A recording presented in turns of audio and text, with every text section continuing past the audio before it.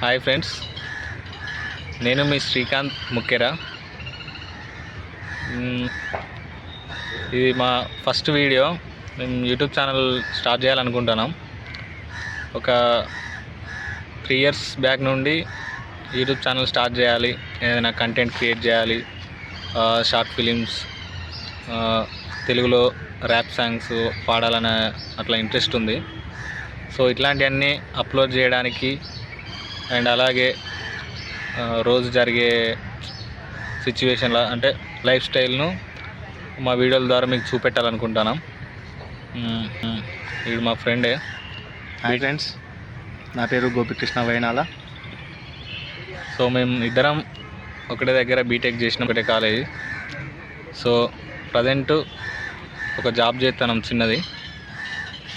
So ఈ వీడియోల ద్వారా మా యొక్క లైఫ్ స్టైల్ని ఇప్పుడు చాలామంది ఒక్కొక్కరు ఒక్కొక్క రకంగా వాళ్ళ అనుభవాలన లేకపోతే ఆనందం కోసమా, ఇంకేదైనా టాలెంట్ చూపెట్టుకోవడానికి, లేకపోతే ఏదో ఒకటి వాళ్ళ మనసు ఉల్లాసం కోసం అట్లా వీడియోలు చేస్తారు. కాబట్టి అదే ఒక ఆలోచనతోటి ఒక యూట్యూబ్ బ్లాగ్ అనేది బ్లాగ్స్ తీయడం స్టార్ట్ చేద్దాం అనుకుంటున్నాం. ఆ తర్వాత షార్ట్ ఫిలిమ్స్, ర్యాప్ సాంగ్స్ పాడి అప్లోడ్ చేసే ఆలోచనలు ఉన్నాయి.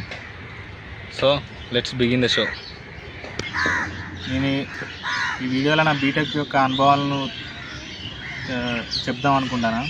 నేను చాలాసార్లు అనుకున్న బీటెక్ మధ్యలోనే ఆపేద్దామని. ఎట్లా దేని గురించి అనేది నేను చెప్తాను. నేను ఇంటర్ అయిపోయాగానే ఎంసెట్ రాసిన. ఎంసెట్లో ర్యాంక్ వచ్చింది. ఆ ర్యాంక్ తోటి మనకు ర్యాంకులు తగ్గట్టుగా మా దగ్గరలో ఉన్న కాలేజీలో జాయిన్ అయినా. సో నేను ఎవరి సజెషన్లు ఏం తీసుకోలే. సో సివిల్ అంటే కొంచెం ఇంట్రెస్ట్ ఉండే. సివిల్ మీద ఇంట్రెస్ట్ తోటి సివిల్ బ్రాంచ్లో జాయిన్ అయినా. తర్వాత ఉండడానికి కాలేజ్ హాస్టల్ ఉంటుండే పక్కన. సో ఫుడ్కు దానికి దీనికి ఇట్లా ప్రాబ్లం అవుతుందని చెప్పి సెర్చ్ చేస్తే బీసీ హాస్టల్ గవర్నమెంట్ ఉందని తెలిసి బీసీ హాస్టల్లో జాయిన్ అయినా. అది పక్కనే ఉంటుండే, మా కాలేజ్ పక్కనే. సో దాంట్లో జాయిన్ అయినా. తర్వాత ఇక డైలీ కాలేజీకి వెళ్తుండే. ఫస్ట్ సెమిస్టర్ అయిపోయింది. ఫస్ట్ సెమిస్టర్ అయిపోగానే మాకు ఫస్ట్ సెమిస్టర్లో 4 సబ్జెక్టులు ఉంటుండే. 4 నాకు 2 ఫెయిల్ అయినాయి ఫస్టే. సో ఎందుకంటే ఫస్ట్ బీటెక్ అయ్యేసరికి కొంచెం నేను తెలుగు మీడియం బ్యాక్గ్రౌండ్, అర్థం కాక ఎగ్జామ్స్ ఎట్లా రాయాలి, సిలబస్ కవర్ చేయరాక అట్లా విషయంలో ఫెయిల్ అయినా బాధపడ్డా. ఎందుకంటే నేను 10th ఇంటర్ కొంచెం బాధ, అప్పటి వరకు మంచి క్లెవర్ స్టూడెంట్ని. తర్వాత సబ్జెక్టులు ఫెయిల్ అయ్యేసరికి బాగా ఫీల్ అయినా. తర్వాత సెకండ్ సెమ్ స్టార్ట్ అయింది. సెకండ్ సెమ్ మధ్యలోకి రాగానే కోవిడ్ వచ్చింది. కోవిడ్ వచ్చిందంటే నాకు కాదు, కరోనా స్టార్ట్ అయింది కదా. సో లాక్డౌన్ ప్రకటించారు. లాక్డౌన్ స్టార్ట్ అయిన తర్వాత మనకి ఏం చేసారు, అందరికీ ఆన్లైన్ క్లాసులు, ఫోన్లలో అయినడు. ఎగ్జామ్స్ మాత్రం ఆఫ్లైన్లో పెట్టేది. మాది జేఎన్టీ కింద వస్తుంది.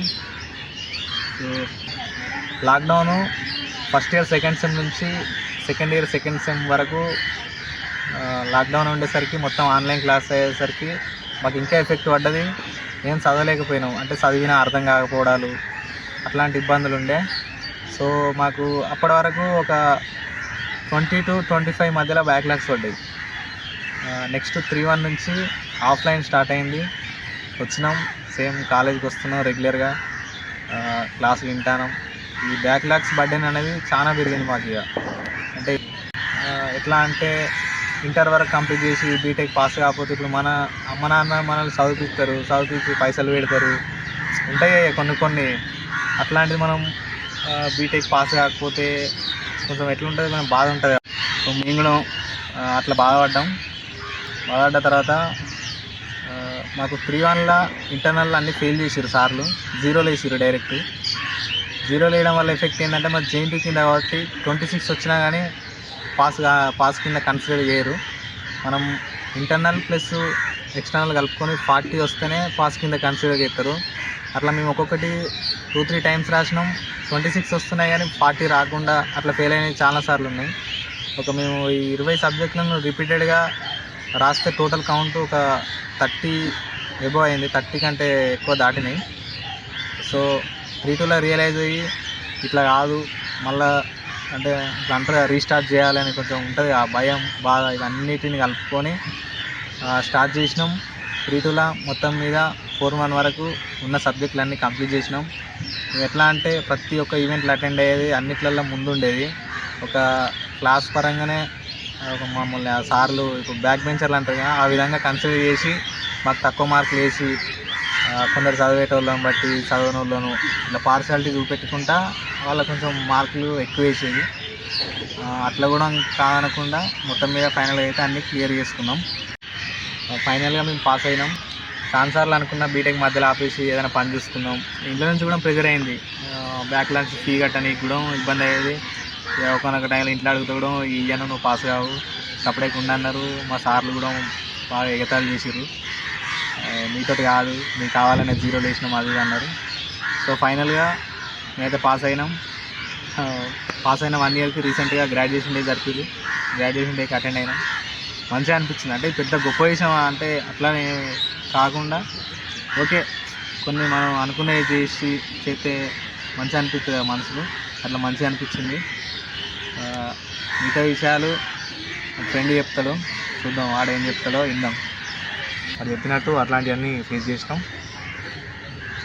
సో ఇప్పుడు ఎట్లా అంటే ఫైనల్గా ఒక యూట్యూబ్ ఛానల్ పెడదామని ఇప్పుడు 3rd ఇయర్ నుండి 2nd ఇయర్ నుండి అనుకుంటున్నాం. అట్లా అనుకోవడమే కానీ ఇప్పుడు ఫైనల్గా స్టార్ట్ చేశాను. ఇక ఇప్పుడు అవన్నీ సబ్జెక్ట్స్ అన్నీ పాస్ అయ్యి ఇప్పుడు ఒక చిన్న కంపెనీలో జాబ్ చేసుకుంటూ ఇద్దరం ఒకటే కంపెనీలో చేస్తున్నాం. ఒకటే బండి మీద పోవుడు, ఒకటే బండి మీద వచ్చుడు, తినే కాడ ఒక దగ్గరనే ఒకటే కంపెనీ. సో ఇప్పుడు ఒక ఫ్రెండ్ పక్కన ఉంటే ఎట్లుంటుంది, ఎంత చిల్లు ఉంటుంది అంటే లైఫ్ మొత్తం ఇంత ఇది చాలు అనిపించేటట్టు అవుతుంది ఇక. సో ఇప్పుడు మా సిచ్యువేషన్స్ అంటే ఇప్పుడు నెక్స్ట్ ఎట్లుంటుంది ఏంది అనేది అన్నీ షేర్ చేసుకుంటాం.